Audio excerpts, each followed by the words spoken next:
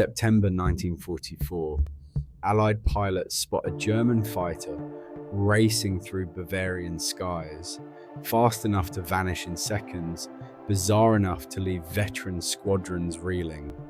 Two propellers, one pulling, one pushing. Squadron leader Morrison radios in disbelief. It was flying backwards but gaining on us. Major Cullerton's debrief reads, "Nothing in our manuals prepared us for this. Allied intelligence dismisses their reports as impossible. But what their own eyes can't explain, the enemy has unleashed a design so advanced, it shattered everything the Allies thought they knew. The shocking truth behind the Dornier Do 335 would expose a blind spot that nearly changed the course of air combat forever." So how did the world's best intelligence network fail to see what was right in front of them? RAF squadron leader James Morrison's voice still crackled with disbelief in the debriefing tent. It was flying backwards but gaining on us. His Spitfire, already flat out over southern Germany, had just been left behind by a German fighter that seemed to defy physics. Two propellers, one at the nose, the other at the tail, slicing through the air in perfect symmetry. The silhouette was burned into every pilot's mind. Long fuselage, cruciform tail, and that uncanny push-pull blur. Morrison's gun camera film, rushed to headquarters, showed only a fleeting shape accelerating out of frame. Across the channel, Major William Cullerton, a Mustang pilot with the 354th Fighter Group, filed his own report after a near-identical encounter near Regensburg. "Nothing in our manuals prepared us for this," he wrote.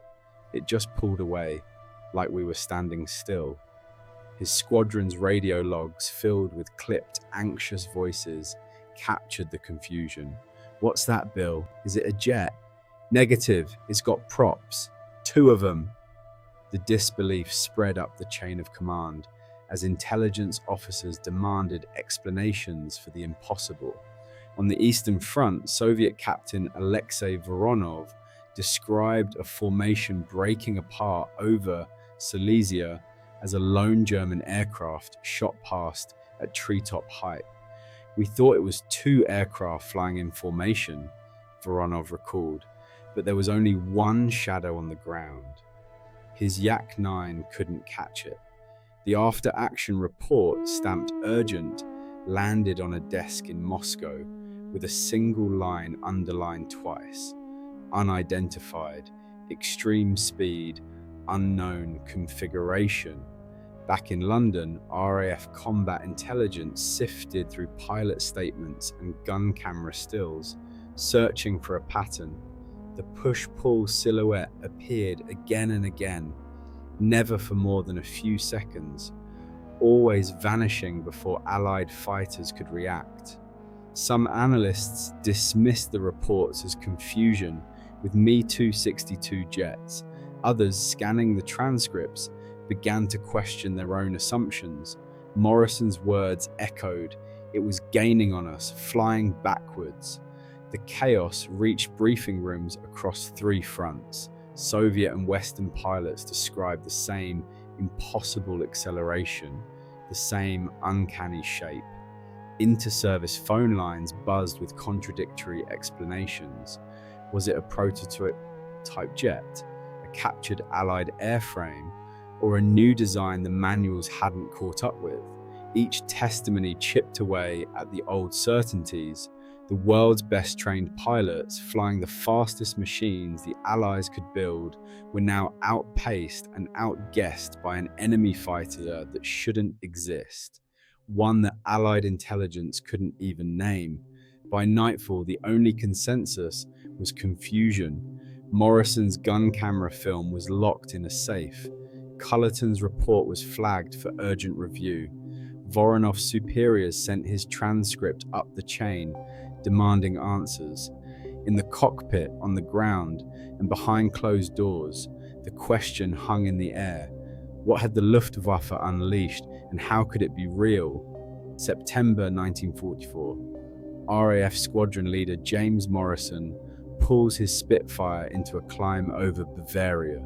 Below him, a German aircraft unlike anything he's ever seen. 2 propellers, one pulling, one pushing. Morrison fires his guns. The German fighter accelerates away, flying backwards. Morrison's radio crackles. What the hell was that thing? Intelligence agencies across 3 nations are about to ask the same question. Act 1. First contact, Allied pilot testimonies of initial encounters with specific quotes. RAF combat intelligence reports showing complete confusion. USAAF pilot gun camera footage frame by frame analysis. Technical impossibility claims from Allied aeronautical engineers. Soviet pilot reports from Eastern Front encounters. Inter-service communication chaos as reports conflict. Act 2.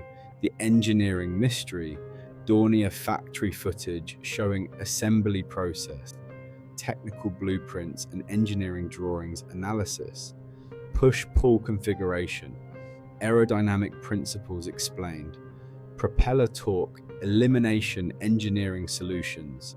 Speed performance data breakdown 474 miles per hour versus Allied fighters. German test pilot Hermann Wurster's flight test reports. Material shortages forcing innovative design solutions.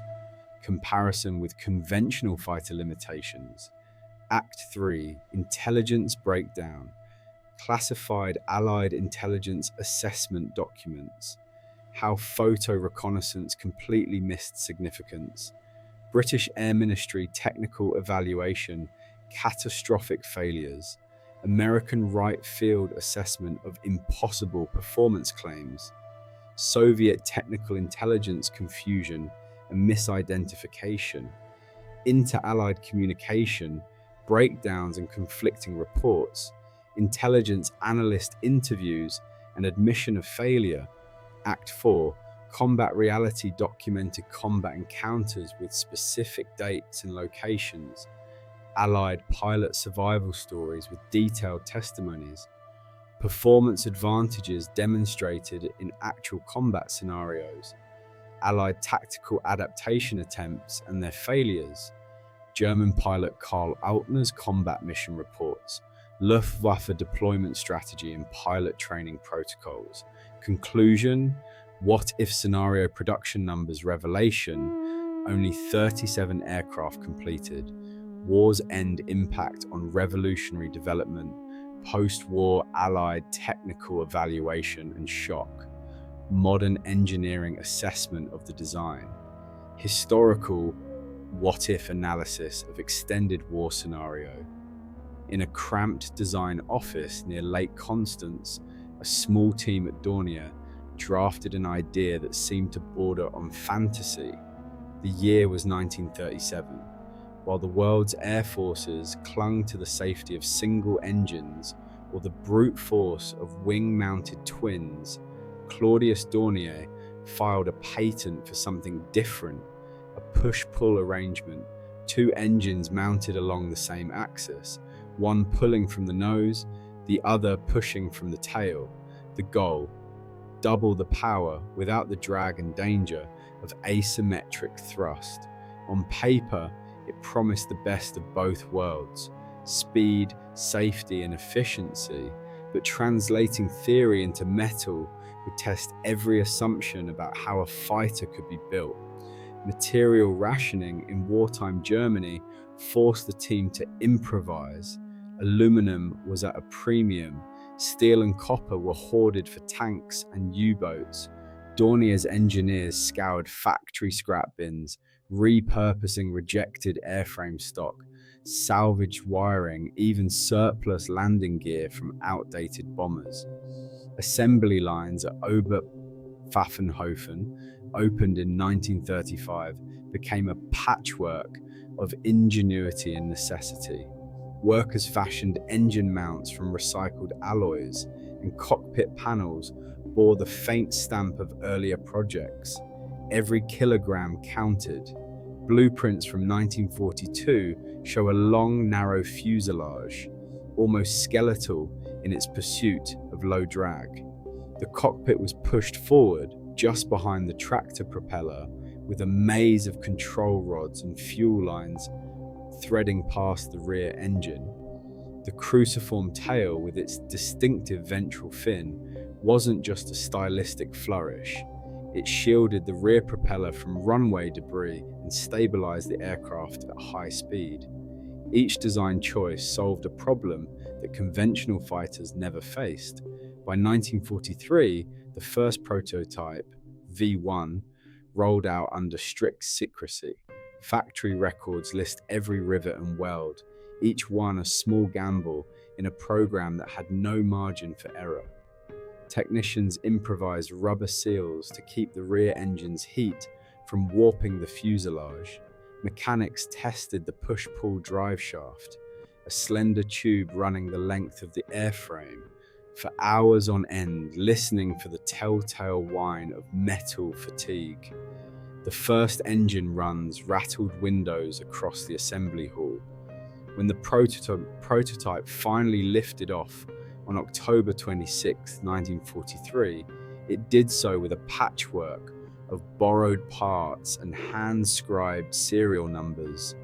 Yet it flew, fast, stable, and eerily quiet at speed. The project's survival depended as much on creative scrounging as on engineering genius.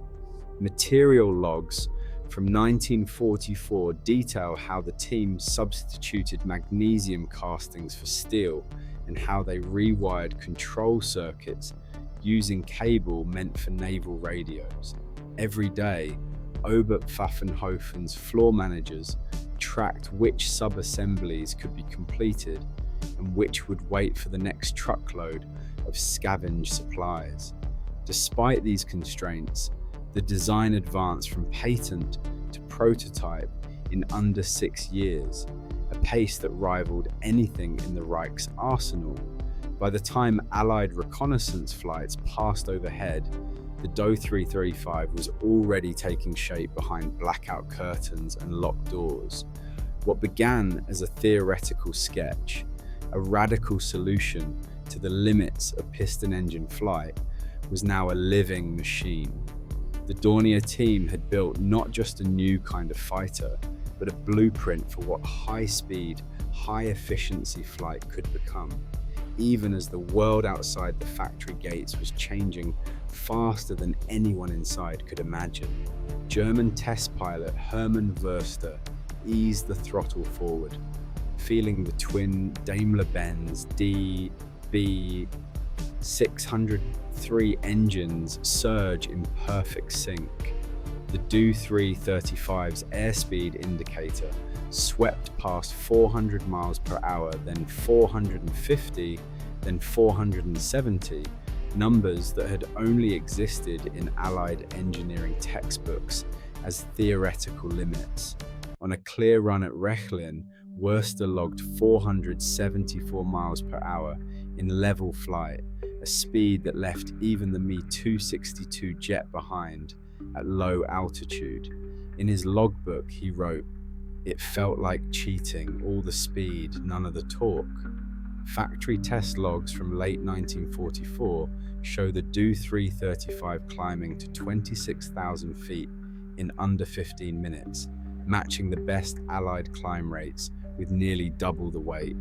The aircraft's push-pull layout erased the yaw that plagued conventional twins after engine failure. Wurster demonstrated single-engine flight at 385 miles per hour, steady and controllable, with the dead prop feathered, the aircraft refusing to roll or spin. Allied fighters, by comparison, lost half their speed and most of their handling when an engine quit. Safety systems on the Do 335 were as radical as its speed. Under the seat, a pneumatic charge waited, a compressed air ejection system designed to launch the pilot clear at 20 Gs. In an emergency, explosive bolts fired, shearing off the dorsal fin and rear propeller in less than a second. The seat blasted upward, clearing the lethal arc of the spinning blades. Worcester's training included this sequence: left-hand canopy, right-hand fin, both hands seat, no hesitation. Test crews rehearsed the drill in the hangar, stopwatch in hand, timing the choreography that could mean the difference between survival and disaster. Performance data did not stay in the test pilot's notebook. Official logs from Oberpfaffenhofen list a series of record-breaking flights: 474 miles per hour at 21,300 feet, with MW50 boost, 426 miles per hour without it. In simulated combat, the Do 335 out-accelerated, out-climbed, and outturned every piston engine fighter in the Luftwaffe's inventory. Even with a full bomb load, the Pfeil could run from pursuit, then return on one engine if needed. Worcester's diary entry for January 1945 reads simply, "No Allied type can match it, none." Allied intelligence never believed the numbers. Reports stamped impossible or pilot error circulated through London and Dayton, yet the evidence was irrefutable. The Do 335 was not a paper project. It was a machine that rewrote the rules, its performance now a matter of record, not rumour. The data would soon land on Allied desks, too late for countermeasures but impossible to ignore. Stacks of reconnaissance prints landed on the analysts' desks, each frame stamped with the date and the grid square. Under fluorescent lights, the pressure was relentless. Every sortie meant new images, and every image demanded answers.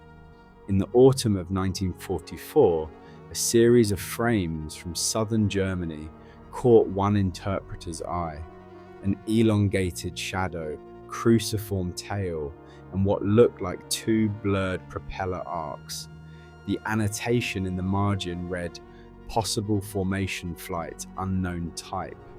The workflow left little room for second guessing. With enemy airfields crowded and new prototypes rumoured, the safest call was to treat ambiguous shapes as familiar threats. The analyst circled the silhouette, marked it twin-engine, probable BF-110 or GU-88, and moved on. The next report, cross-checked against earlier sorties, echoed the same conclusion. Unusual angles, poor contrast, and the Do 335's narrow profile conspired to hide its true nature. The push-pull configuration, one engine pulling, one pushing, defied the catalogued patterns. No Allied type matched it, no manual described it. Yet, in the absence of certainty, the system defaulted to the known. Photographic intelligence briefings for that week included the annotated frames, the summary, no new aircraft types identified, increased twin-engine activity at Oberpfaffenhofen. The airfield, already flagged for Dornier production, drew no special attention. The analysts, under orders to prioritize jet sightings and V-weapon infrastructure, filed the frames away. No escalation, no urgent cable. The moment passed, the opportunity vanished. On the next rotation, a junior interpreter flagged the same anomaly. The note, terse and weary, read, "Persistent misidentification possible. Recommend further review if time allows." But time never allowed. The system, built to filter chaos into order, smoothed out the unknown until it fit the routine. The Do 335's outline remained just another shadow in the stack, its significance buried in the margin, waiting for a second look that never came. Boardroom doors shut tight as the minutes ticked by. Colonel Harrison presided, his voice clipped, eyes fixed on the stack of pilot reports.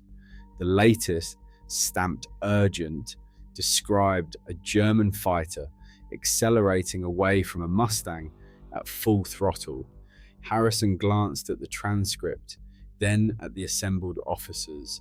"Easier to doubt pilots than rewrite the manuals," he said, not looking up. The remark landed flat, but no one challenged it. The official record, typed that afternoon, summarized, "No actionable evidence of new Luftwaffe type.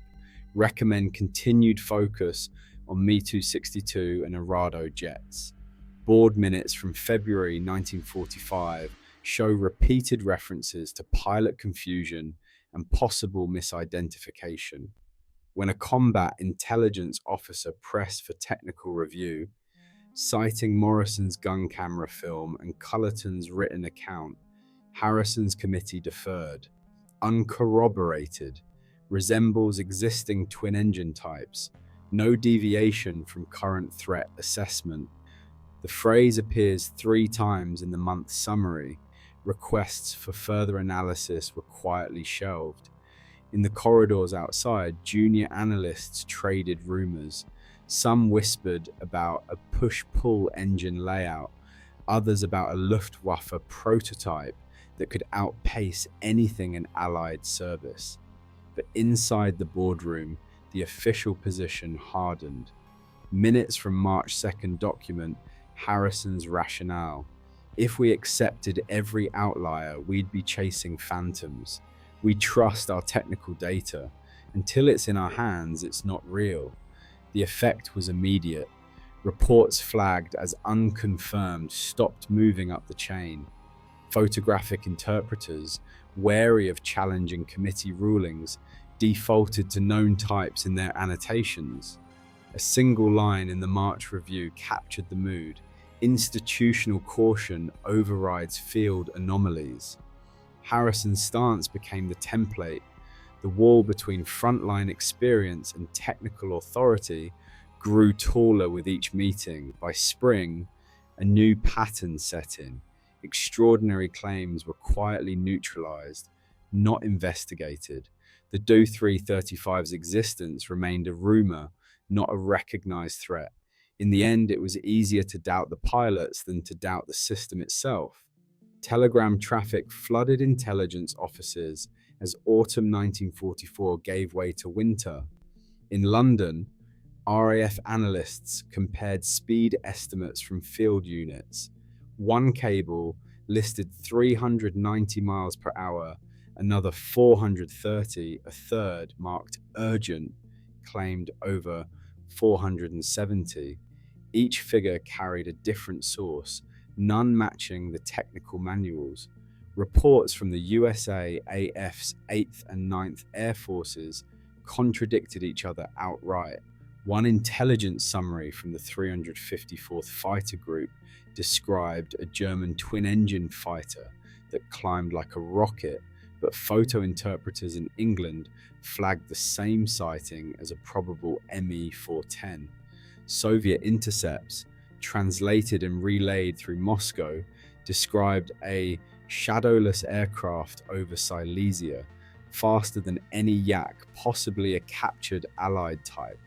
The British Air Ministry logged the confusion, reports conflict, no consensus on type or capability.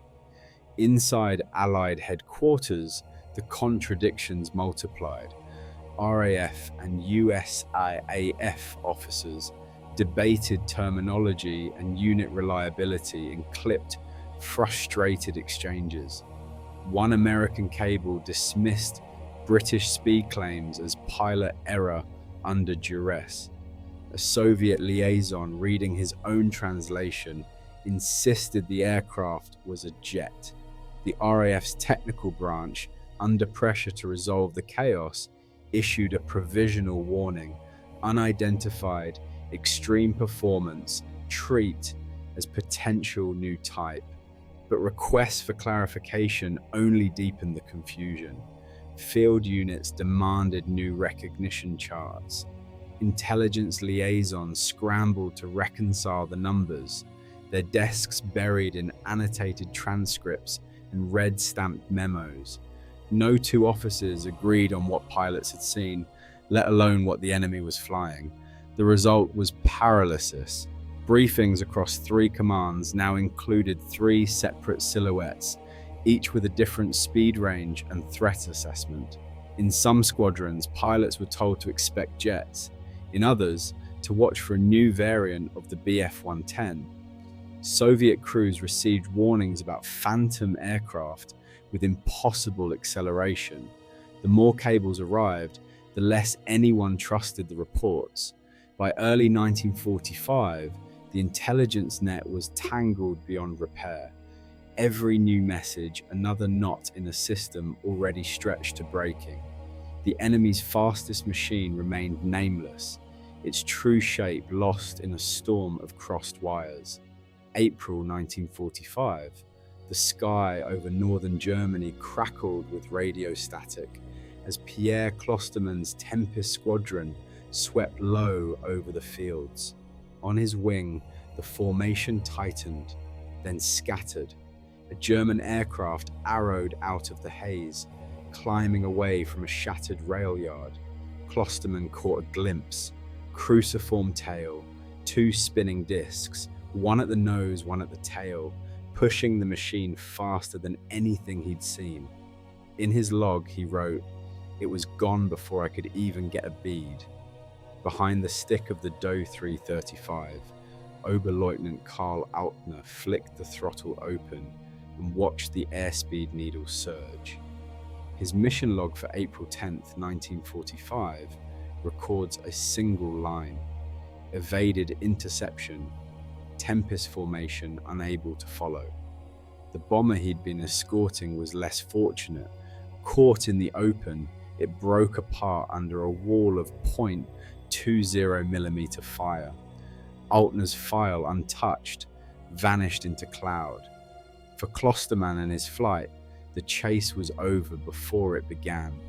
The Tempest, pride of the Royal Air Force, could touch 435 miles per hour at low altitude. But the German machine pulled away, nose and tail props blurring into a single streak, leaving the British pilots shouting into their radios. "What is that?" "It's not a jet. Repeat, not a jet."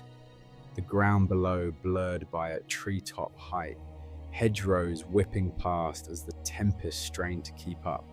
Klosterman called off the pursuit. "No point, he's gone." On the ground, the scene was chaos.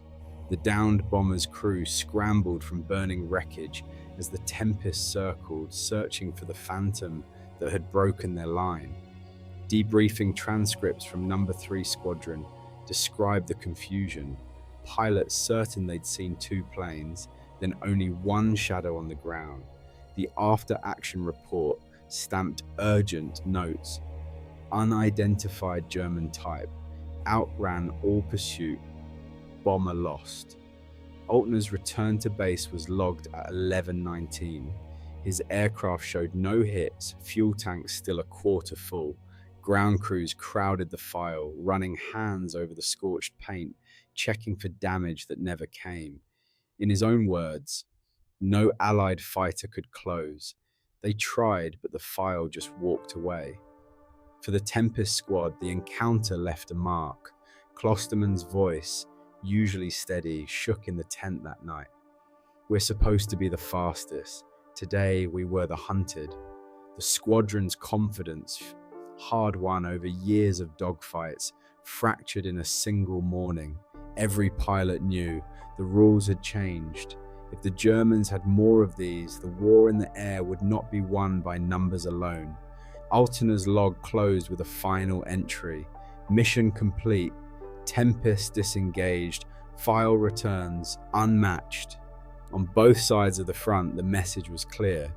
A new kind of hunter was loose in the skies, and for the first time, Allied pilots faced an enemy they could not outrun, outclimb, or outfight. The cost was immediate, and the questions would linger long after the smoke cleared. June 1945, Allied technical teams gathered at Oberpfaffenhofen, preparing the captured Do 335 for its final flight under German hands. Hans Padel, Dornier's own test pilot, took the controls. 2 P-51 Mustangs formed up as escorts, tasked with shepherding the Pfeil to Cherbourg for shipment to the United States.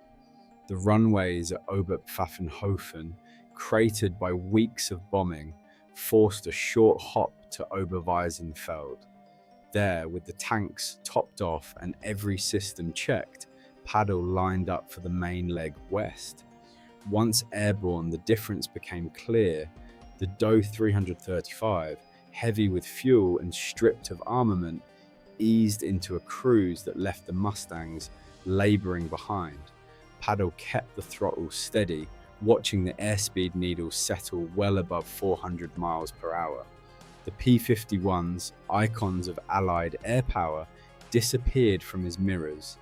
By the time the Pfeil touched down at Cherbourg, it had built a lead of 45 minutes, nearly an hour's gap on a route the Allies knew by heart.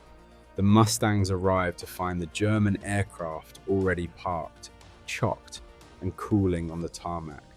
American officers at the field took note. One engineer, flipping through his clipboard, checked the numbers twice.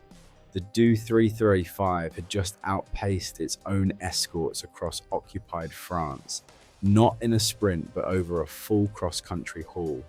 Official records from Operation Lusty confirmed the result. Dornier's push-pull design had delivered the fastest piston-engine ferry run of the war. Its performance no longer a rumour or a battlefield boast, but a matter of logged flight time and fuel receipts.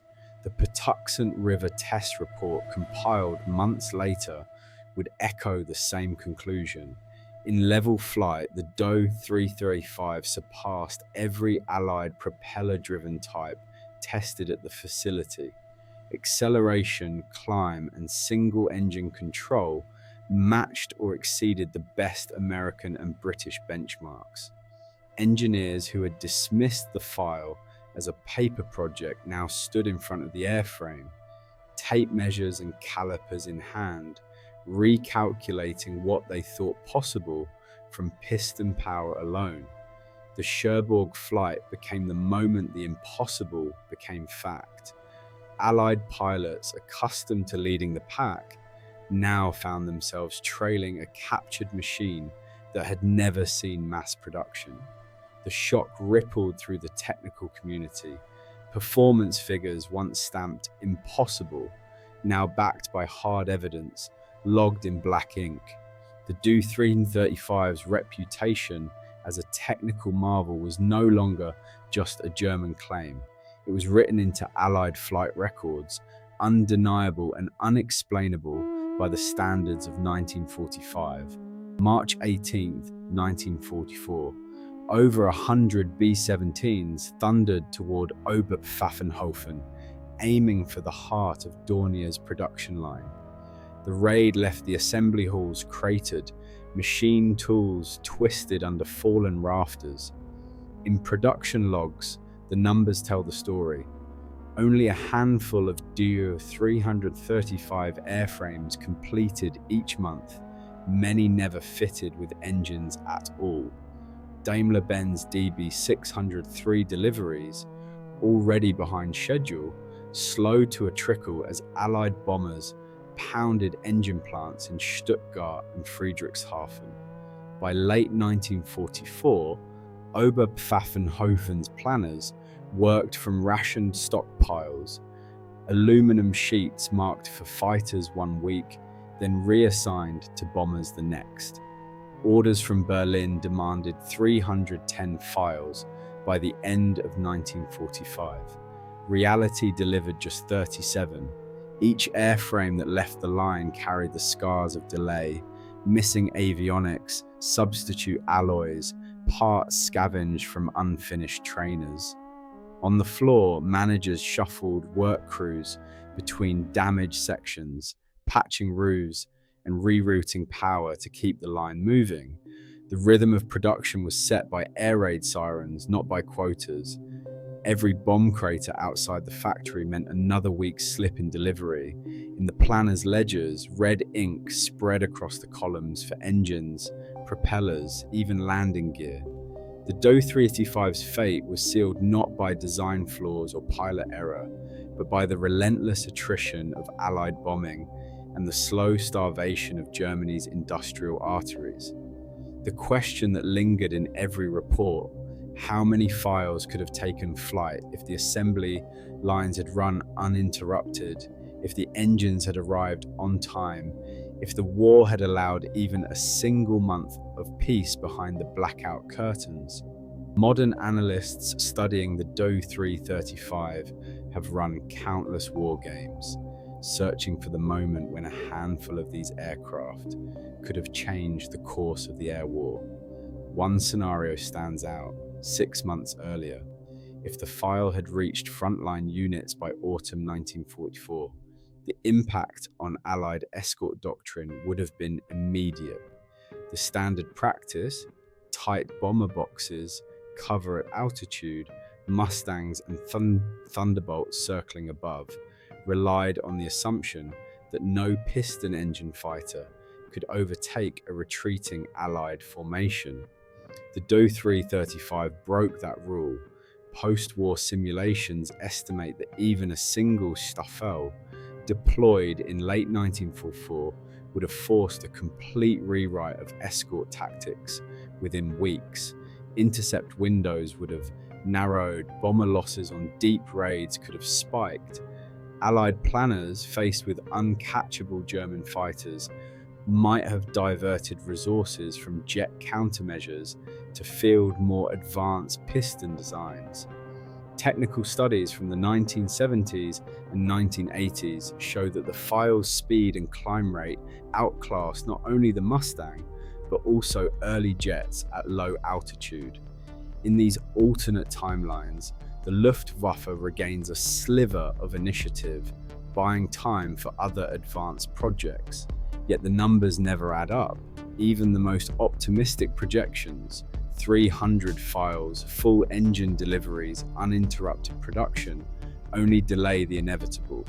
The Allies' industrial scale and the flood of new pilots, the relentless bombing of factories, all conspire against a miracle weapon. Still, the lesson endures. The Do 335's brief, almost anonymous combat record became a textbook case for intelligence schools. Underestimate a technological leap, and you risk rewriting the rules of war after the fact. In every post-war assessment, the same question lingers: how many other surprises were hidden in the shadows, waiting for someone to notice before it was too late? In the end, only 37 Dornier Do 335 aircraft left the assembly lines, each a testament to engineering that outpaced Allied understanding.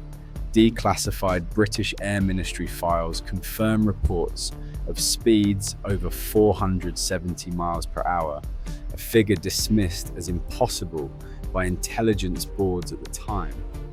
Pilot debriefs, like that of Squadron Leader Morrison, document confusion and disbelief. Even today, key German technical documents remain unreleased, and details of specific mission losses are still redacted in Allied archives.